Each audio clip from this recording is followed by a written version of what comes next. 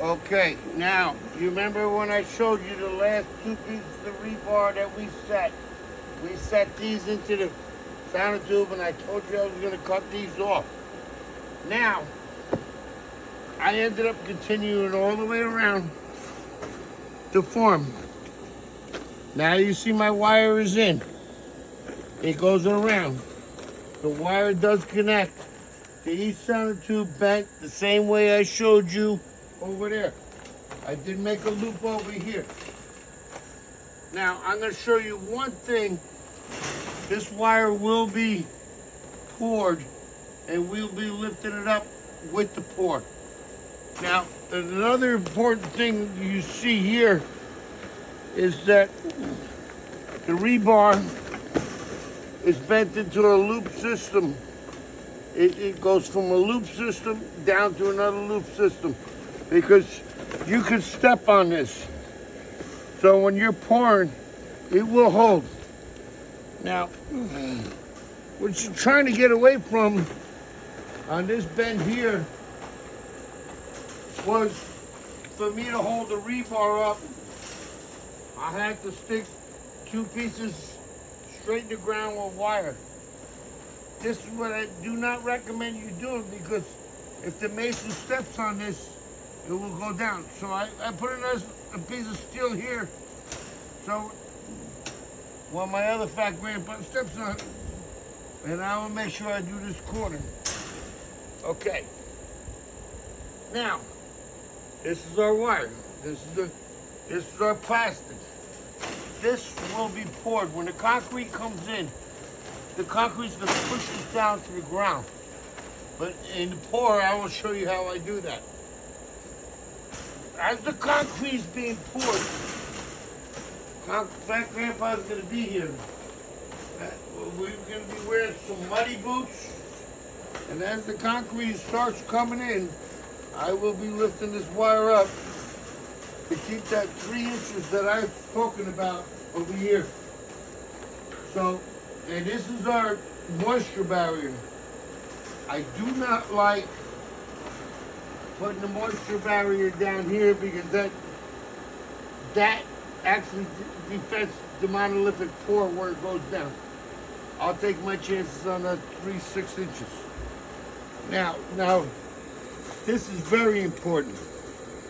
This monolithic pour is not a patio. It's half house and it's half addition. What's gonna happen is once this slab is poured, we got ourselves a nice solid concrete slab. The building inspector was here today. He loved it. And then now, this is a garage door.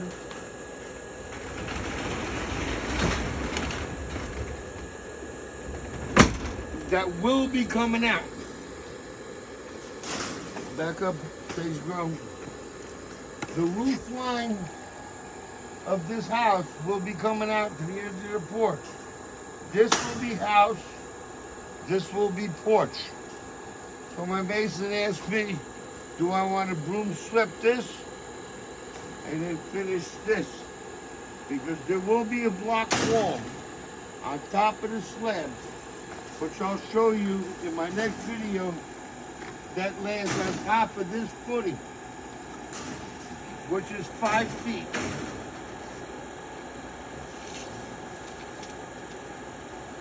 I'm 5 feet center.